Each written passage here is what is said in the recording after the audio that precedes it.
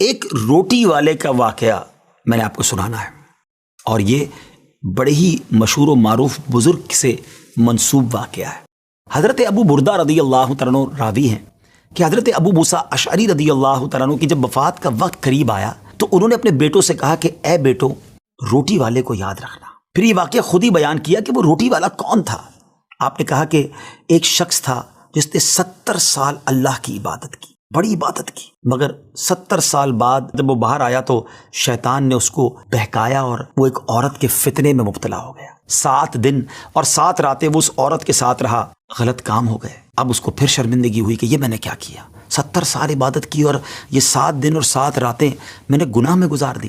بڑا شرمندہ، بڑا نادم، قدم قدم پر سجدے کرتا جاتا، توبہ کرتا جاتا۔ اب چلتے چلتے چلتے ایک مسافر خانے میں پہنچا تو وہاں 12 مسکین لوگ پڑے ہوئے تھے، لیٹے ہوئے تھے۔ اس نے بھی جگہ بنائی اور ان کے درمیان جا کر خود بھی گر کر سو گئے۔ اب رات میں ایک شخص آیا جو ان کو کھانا دیا کرتا تھا، روٹی دیا کرتا تھا۔ ایک ایک کر کے 12 روٹیاں لے کر آیا تھا، اس کو پتا تھا یہاں 12 مسکین رہتے ہیں۔ ایک ایک کر کے سب کو روٹی دینے لگا۔ وہ شخص جو یہاں آ کر اچانک بیچ میں آ کر لیٹا تھا، اس کو بھی وہ مسکین سمجھا اور اس کو بھی روٹی دے دی۔ لیکن ظاہر ہے کہ اگر ترتیب سے روٹی دیتے دیتے آگے آئے تو آخری نمبر والے کو روٹی نہ ملی، کیونکہ یہ تو 13 ہو چکے تھے۔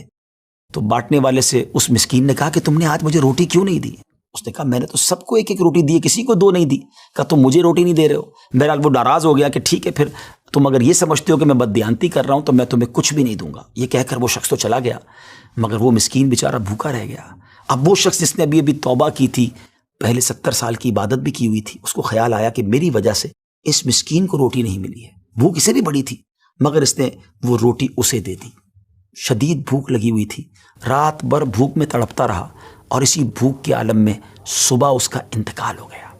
حضرت ابو موسیٰ اشعری رضی اللہ تعالیٰ عنہ فرماتے ہیں کہ جب یہ شخص اللہ کی بارگاہ میں پہنچا نا تو ایک پلڑے میں اس کی 70 سال کی عبادت رکھی گئی، اور ایک پلڑے میں وہ 7 دن اور 7 رات کے گناہ رکھے گئے۔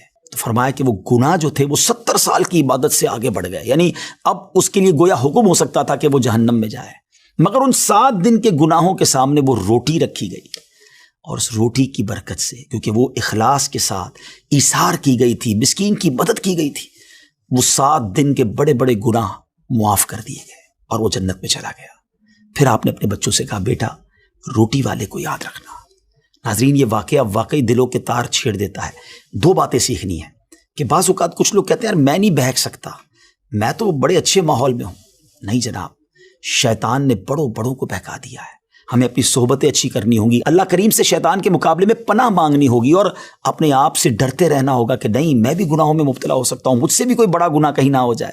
توبہ کرتے رہیں، ڈرتے رہیں، خوف رکھیں اور اچھی صحبت اپنائیں۔ اور دوسری بات، صدقہ جو ہے نا وہ گناہوں کو مٹا دیتا ہے۔ صدقہ اللہ کی بارگاہ میں بڑا پسندیدہ ہے، غریبوں کی مدد کرنا یہ اللہ کو بڑا پسند ہے۔ ہمیں بھی چاہیے کہ وقتاً فوقتاً اپنے غریب پڑوسیوں، غریب رشتہ داروں، غریب مسلمانوں کی مدد کرتے رہیں۔ اور دعوت اسلامی کا شعبہ FGRF سبحان اللہ دکھیارے مسلمانوں کی شاندار انداز میں مدد کرتا ہے۔ سیلاب زدگان کی مدد کتنے بڑے پیمانے پر کی گئی، اور یہ سارا سال ہی اب کچھ نہ کچھ سلسلہ رہتا ہے، تو آپ بھی FGRF کا ساتھ دیجیے، دکھیارے مسلمانوں کی مدد کیجیے۔ اللہ آپ کے رزق حلال میں برکت عطا فرمائے۔